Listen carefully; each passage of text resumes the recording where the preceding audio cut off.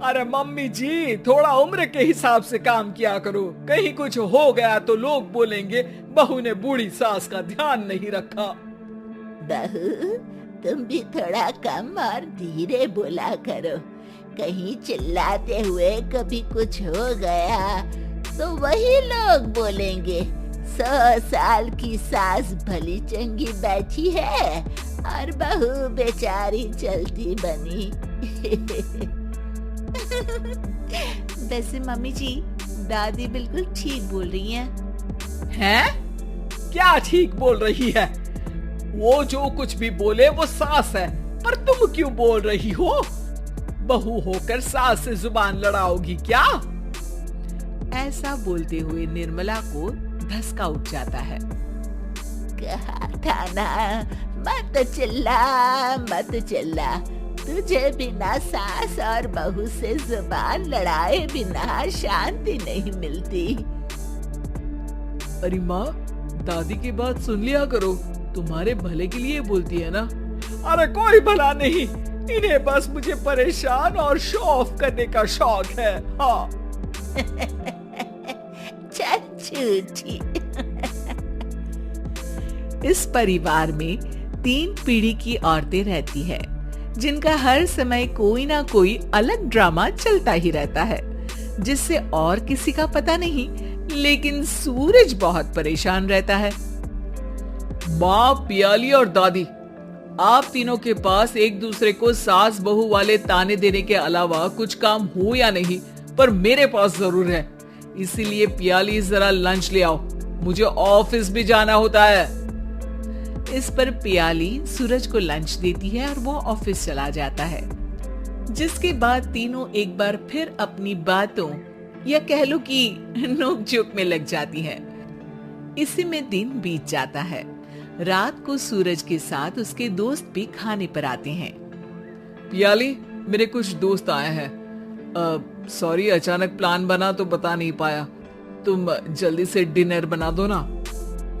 अरे वाह रे, आलसी माँ की आलसी बेटी। पहले बिना बताए दोस्तों को घर ले आओ, फिर बोलो जल्दी से डिनर बना दो। इतनी जल्दी है तो खुद बना लो। अरे माता, सब बाद में दिखा देना, अभी खाना बना दो ना प्लीज।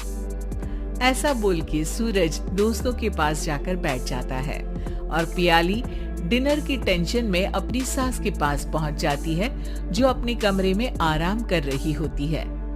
मम्मी, सूरज अचानक दोस्तों को घर ले आए हैं, क्या करूं अब? कुछ ऐसा बताओ ना जो जल्दी बन जाए और सर्व करते हुए भी अच्छा लगे। अरे रेस्टोरेंट से मंगा ले, दोबारा परेशान मत करना, सोने दे मुझे। इतने में दादी सास भी वहां आ जाती है। वाह, आलसी का आइडिया भी उसी की तरह बेकार है। कोरोना में बाहर से खाना मंगाएंगे। बहू, तुम सो ही जाओ, वही काम अच्छे से कर सकती हो। चल पियाली, मैं बताती हूँ क्या करना है। इस पर दादी सास पियाली के साथ मिलकर सारे मेहमानों के लिए खाना बनाती है, जिससे उन्हें ज्यादा मेहनत भी नहीं करनी पड़ती और सबका पेट भी भर जाता है। दादी के इस आइडिया से पियाली और सूरज बहुत इम्प्रेस हो जाते हैं।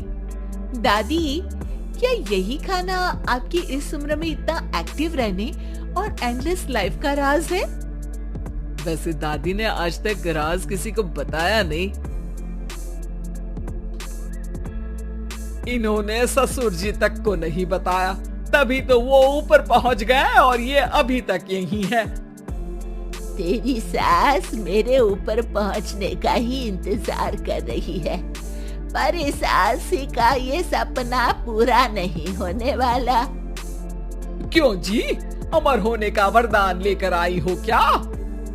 अमर का पता नहीं, पर लगता है तुझसे लंबा जरूर जी लूंगी। इससे पहले कि दोनों सास बहू में कोई बहस शुरू होती, पियाली बीच में बोल पड़ती है। ठीक है, आप दोनों लड़ क्यों रही हैं? हम तो चाहते हैं कि आप दोनों हमारे साथ हमेशा रहें। पियाली की बातों पर दोनों शांत हो जाते हैं और उनकी लाइफ पहले जैसे चलने लगती है, जहां दादी सुबह जल्दी उठकर कुछ न कुछ काम करते हुए पूरा दिन बिताती है, तो वहीं निर्मला और पियाली लेट उठने से लेकर धीरे धीरे आलस में काम करना और जब मर्जी सो जाने से अपना दिन बिताती हैं। एक दिन निर्मला की सहेली उनके घर आती है। अरे क्यों रे निर्मला, कैसे चल रही है जिंदगी? सब बढ़िया, बस ये बुढ़िया ऊपर जाए तो ज्यादा अच्छा होगा। अरे ऐसा क्यों बोलती हो? तुम्हें तो उनसे सीखना चाहिए, वो बहुत फुर्तीली हैं। मैं उन्हें रोज मॉर्निंग वॉक करते हुए देखती हूँ, और वहीं तुम और तुम्हारी बहू हैं जिन्होंने शायद सुबह का सूरज आज तक देखा ही नहीं होगा।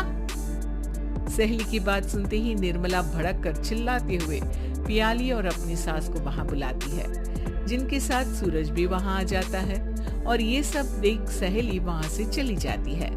अरे सासू माँ, आपको हमसे क्या दिक्कत है? अब तो मेरी सहेलियां भी आपकी वजह से मुझे ताने देने लगी हैं। मम्मी जी, कुछ तो लोग कहेंगे, लोगों का काम है कहना, आप इग्नोर करो ना।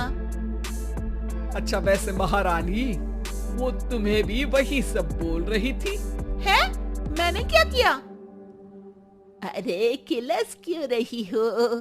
अब तो समझो और अपना लाइफस्टाइल सुधारो। ओ मोरी मैया, अब हमारा लाइफस्टाइल भी खराब हो गया क्या? आपका तो हाई फाई है ना, बस उतना ही ठीक है। तुम लोग हमेशा पूछते हो ना कि मेरी इस उम्र और अभी भी इतने एक्टिव रहने का राज क्या है, तो वो ये लाइफ स्टाइल ही है, जिसे हाई फाई नहीं पर सिंपल कहते हैं। दादी, अब कहना क्या चाहती हो? यही कि मैंने अपनी जिंदगी में बहुत किताबें पढ़ी हैं, जिनमें एक किताब से मुझे ये समझ में आया कि हम कितने गलत तरीके से जिंदगी जीते हैं। उसी के बाद मैंने एक अच्छे जीवन के लिए इकिगाई रूल अपनाया, जिसका मकसद तो सिर्फ अच्छा जीवन जीना था। इतना लंबा कैसे जी गई मुझे खुद अचंभा होता है। ओह, तो मतलब आप मुझे परेशान नहीं करती थी? वो तो आप करती हैं। वैसे ये इकिगाई क्या है? थोड़ी रिसर्च खुद भी कर लो आलसियों, सब मैं ही बता दूं क्या?